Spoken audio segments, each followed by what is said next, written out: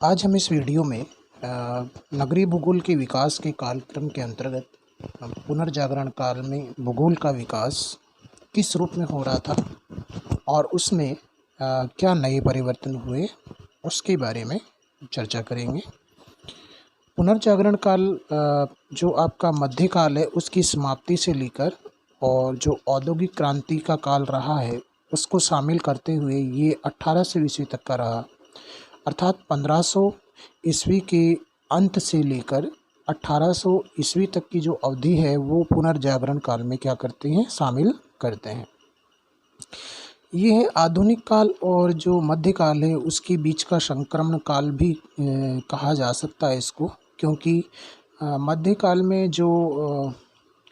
नगरों का विकास हुआ था, पुनर्जागरण काल में नए नगरों की जो स्थापना थी वो कम हुई थी और जो मध्यकाल के नगर थे उन्हीं में जो परिवर्तन था, उनका जो विकास था उसमें परिवर्तन किया गया, जिससे इसे हम ट्रांजैक्शन फेज के रूप में भी कह सकते हैं। पुनर्जागरण काल में नगरों का जो मध्यकाल का प्रभाव घट रहा था और आधुनिक काल की जो प्रवृत्तियां थी उसका इस पर प्रभाव पड़ रहा था। 16वीं शताब्दी में विज्ञान के कई आविष्कार हुए, जिसके परिणाम स्वरूप जो नगरीय विकास है, या यूँ कहें कि विशेष रूप से जो नगरों के विकास का जो कालक्रम है वो यूरोप से प्रारंभ होता है और वहाँ पर ही विज्ञान के आविष्कार ने राजनीतिक परिवर्तन, आर्थिक परिवर्तन और सांस्कृतिक सामाजिक परिवर्तन को क्या दी, नई दिशा प्रदान की। 16वीं शताब्दी में राजनीतिक, आर्थिक और सामाजिक क्षेत्र में यूरोप में अनेक जो क्रांतिकारी परिवर्तन हुए और उनका प्रभाव नगरीय विकास पर सबसे अधिक पड़ा। यूरोप में सांस्कृतिक जागृति अपने 15वीं शताब्दी के बाद 16वीं शताब्दी के उत्तरार्ध में आते आते जो सांस्कृतिक जागृति थी वो अपने चरम पर थी और इटली और फ्रांस में इसका सबसे अधिक प्रभाव देखने को मिलता है। लेकिन ये जो सांस्कृतिक जागरण का जो प्रभाव था इटली और फ्रांस तक ही नहीं रुकता है, ये संपूर्ण यूरोपियन महाद्वीप पर इसका प्रभाव पड़ने लगता है, जिसके कारण लोग जो धार्मिक अंधता, जो मध्ययुग में धार्मिक अंधता के शिकार हुए पड़े थे, उनमें एक नवीन चेतना का क्या होता है, विकास होता है और वो अपने कल्याण के लिए और अपने विकास के लिए क्या होते हैं, एक तरह से जागरूक होते हैं। सांस्कृतिक चेतना का जो पुनर्जागरण काल में प्रभाव पड़ना शुरू हुआ था, उसका प्रभाव नगरीय जीवन में भी देखने को मिला, अर्थात नगरीय जो संरचना है उसमें भी कई प्रकार के जो है परिवर्तन यहाँ पर देखने को मिलते हैं। इसके अलावा बहुत सारे ऐसे फैक्टर्स रहे पुनर्जागरण काल में जिसने नगरों की जो भूआकारी की है उसको एक तरह से क्या कर दिया, बदल कर रख दिया। जैसे नगरों में सुविधाओं के विस्तार के संबंध में नागरिक, जैसे जैसे नागरिकों की संख्या बढ़ रही थी तो नागरिक सुविधाओं की मांग करने लगे, जिससे जो वहाँ के सामंत थे, या यूँ कहें कि उस नगरीय जो व्यवस्था के जो मालिक थे उन पर इस बात का दबाव पड़ा कि किस तरह से इनमें नगरीय सुविधाओं का विस्तार किया जाए। यूरोप में सांस्कृतिक चेतना और जागृति का प्रभाव इटली, फ्रांस सहित संपूर्ण यूरोपीय महाद्वीप पर पड़ा। इसके परिणाम स्वरूप नगरीय जीवन में कई परिवर्तन हुए। जैसा कि मैंने पूर्व में भी आपको कहा था कि जो जागृति का प्रभाव पड़ रहा था उसका प्रभाव संपूर्ण यूरोप में पड़ा और नगरीय जीवन के विकास की जो ये यात्रा है वो यूरोप से ही प्रारंभ होती है और यहाँ से अलग अलग दिशाओं में ये पूरे विश्व में क्या होती है, फैलती है। जब हम नगरों के विकास की बात करते हैं तो सबसे पहले जो उल्लेख किया जाता है नगरों का, हम यूरोपियन नगरों को ही उदाहरण के रूप में प्रस्तुत करते हैं, क्योंकि यूरोपियन जो नगर हैं उनका इतिहास बहुत पुराना है। ऐसा नहीं है कि विश्व के अन्य भागों में नगरीय विकास नहीं था, लेकिन यूरोप का जो नगरीय विकास था विश्व के अन्य भागों की तुलना में वो कुछ अलग था। पुनर्जागरण काल के दो महत्वपूर्ण घटनाएं घटित होती हैं यहाँ पर, विश्व यात्रा और खोज और उपनिवेशीकरण। जैसा कि हमने पिछली बार भी पढ़ा था कि मध्यकाल में यूरोप के अंतर्गत जो नगरों का विकास हो रहा था उसका प्रमुख कारण था कि जनसंख्या की वृद्धि के परिणाम स्वरूप यूरोप में नगरों की जो संख्या थी उसमें गुणात्मक रूप से काफ़ी क्या हुआ, परिवर्तन हुआ। संख्यात्मक रूप से उनकी जो संख्या थी उसमें काफ़ी क्या हुआ, इजाफा हुआ। लोग व्यापार के लिए नगरों के आसपास रहने के लिए आने लगे, जिससे नगरों का जो आकार है वो क्या हो गया, दिन प्रतिदिन बड़ा होता हुआ चला गया। तो ऐसे में जो यूरोप की आबादी निरंतर बढ़ रही थी और जो वहाँ के संसाधन थे वो भी धीरे धीरे क्या हो रहे थे, घट रहे थे। चूँकि औद्योगिक क्रांति और पुनर्जागरण से पहले जो विशेष रूप से व्यापार का जो हिस्सा होती थी वो आपके खाद्यान्न हुआ करते थे, या जो विभिन्न प्रकार की कृषि उपजें थी वो हुआ करती थी, या पशुधन हुआ करता था।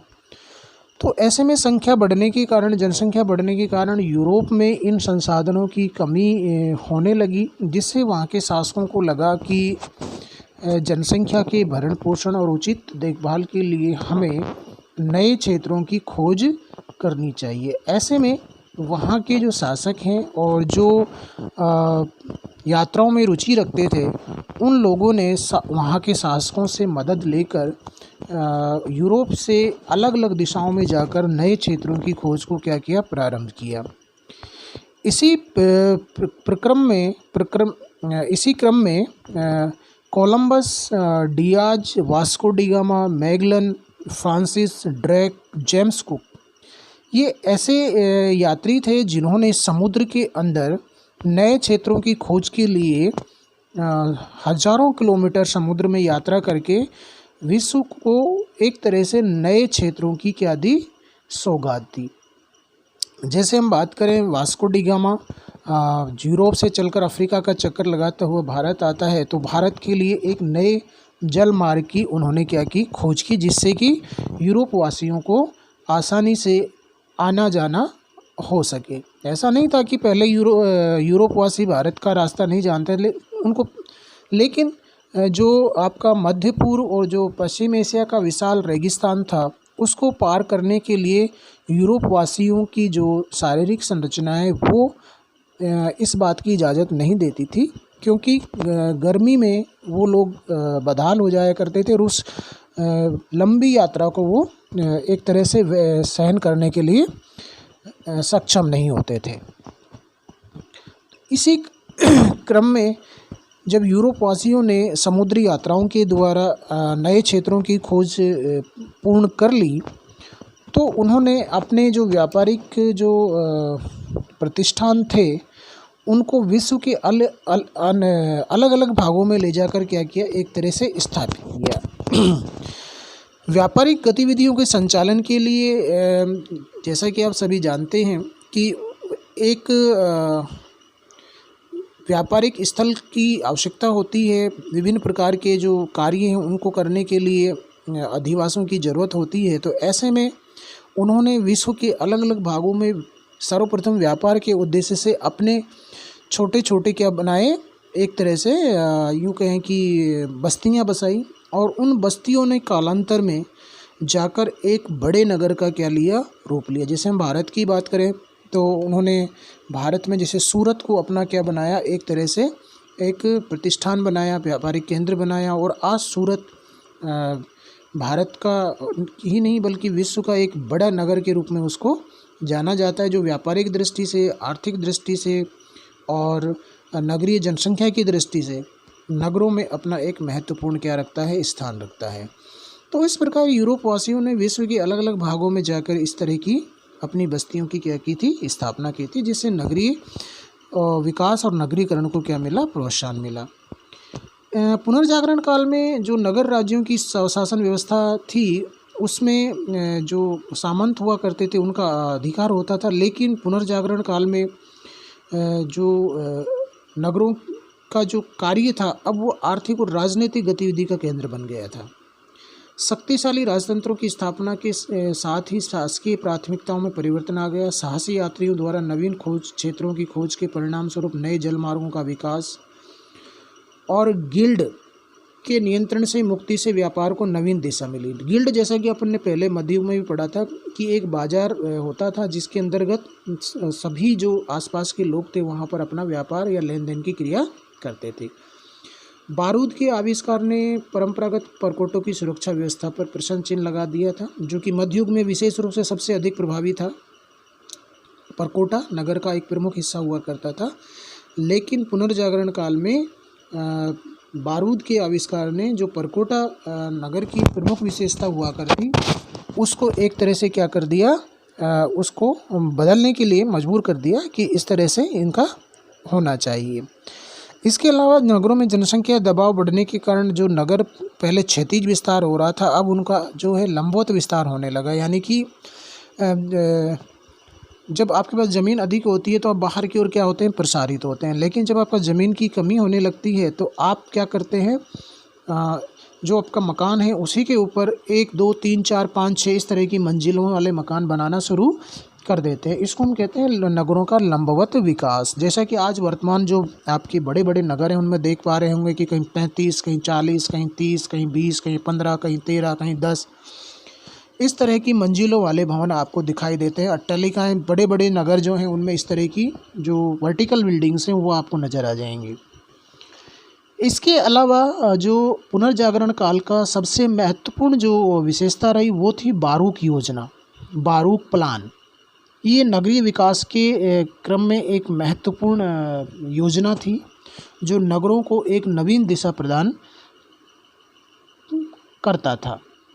पुनर्जागरण काल की यह एक प्रमुख विशेषता के रूप में सामने आया, इसलिए इस युग को बारूक युग के नाम से भी जाना जाता है। बारूद और अन्य प्रारक हथियारों के विकास के कारण अब परंपरागत परकोटों से नगरों की जो पूर्ण सुरक्षा थी वो नहीं की जा सकती थी। ऐसे में नगरों को परिवर्तित दशाओं में अधिक सुरक्षा प्रदान करने वाली प्रणाली की आवश्यकता महसूस की जाने लगी थी, क्योंकि प्राचीन काल जो पुराने नगर थे वो अधिकांश थे बहुत सकड़ी गलियों वाले थे, छोटी छोटी गलियां, सकड़ी, घुमावदार, गोलाकार, जहां पर सैन्य गतिविधियों के संचालन में बड़ी बाधाएं आती थी और सुरक्षा के लिए बहुत जद्दोजहद करनी पड़ती थी। ऐसे में नगर को सुरक्षित रखने के लिए और आसानी से सैन्य संचालन के लिए एक जो योजना आई उसको बारूक योजना के नाम से जाना जाता था। नगरों को परिवर्तित दशाओं में अधिक सुरक्षा प्रदान करने वाली इस योजना में नगरों का विकास फिर से किया गया, यानी कि जो पूर्ववर्ती नगर थे उनमें परिवर्तन प्रारंभ किया गया। जैसे जहाँ सड़कें सकरी थी उनको चौड़ा किया गया। बारूक योजना में नगरीय जो आकारिकी है उसमें सबसे अधिक महत्व दिया गया, यानी कि नगरीय आकारिकी में जो मार्ग थे वो एक महत्वपूर्ण कारक के रूप में उभर कर सामने आए। जो पहले वाले सकरे मार्ग थे उनके स्थान पर ज्यामितीय नियमितता वाले जैसे चौकोर पट्टी वाले, वर्ग पट्टी वाले, आयताकार पट्टी वाले, यानी कि जो मार्ग थे वो सीधे होंगे और एक दूसरे को क्या करेंगे, ज्यामितीय जो आपकी आकृतियां हैं उनके आधार पर वो क्या करेंगे, काटेंगे। तो बारूक योजना में सकड़े जो मार्ग थे उनके स्थान पर ज्यामितीय जो नियमितता वाले मार्ग थे, यानी कि चौड़े मार्गों को क्या किया गया, विकास किया गया, जो कि नगर के किसी एक बिंदु से विभिन्न दिशाओं में प्रसारित होकर एक तारक प्रतिरूप बनाते हैं। सबसे बड़ी विशेषता, यानी कि किसी एक बिंदु से निकलने वाले अलग अलग दिशाओं में जो मार्ग थे वो एक क्या बनाते हैं, स्टार बनाते हैं, तारक बनाते हैं। तो विभिन्न दिशाओं से आने वाले जो मार्ग थे वो आसानी से जो उसका नगर का केंद्रीय भाग होता था, महत्वपूर्ण भाग होता था, वहाँ आकर क्या होते थे, मिलते थे, जिससे कि नगरीय संचालन में किसी प्रकार की कोई बाधा उत्पन्न नहीं होती थी। इस योजना में सबसे विशेष बात इस बात का ध्यान रखा गया कि नगर की भव्यता को इसने एक तरह से चार चांद लगाए। जैसे रेखात्मक मार्गों का विकास कलात्मक सोच पर ही आधारित नहीं था, बल्कि पुराने तंग मार्गों पर नवीन वाहनों का उपयोग भी इसके बिना संभव नहीं था। वाणिज्यिक गतिविधियों के लिए ऐसे मार्गों की, यानी कि सकरे मार्गों की आवश्यकता नहीं थी, बल्कि उनके लिए किस तरह के मार्ग चाहिए थे, चौड़े चाहिए। इसी प्रकार सैन्य संचालन के लिए भी चौड़े मार्गों की आवश्यकता थी। बारूक योजना में चौड़े राजमार्गों के साथ ही अलंकृत फव्वारों और उद्यानों से युक्त राजमहलों का निर्माण किया गया। इन नगरों के मध्य खुले आवासीय चौक रखे गए, जिनके निकट जो नगर के अभिजात वर्ग, यानी कि उच्च वर्ग के जो आवास थे वो होते थे। नगर परकोटे को तारा प्रतिरूप पर पुनः निर्माण किया गया। इस योजना में गत्यात्मक क्षमता का अभाव था, क्योंकि नगर के विस्तार के साथ ही इसमें आसानी से परिवर्तन संभव नहीं था।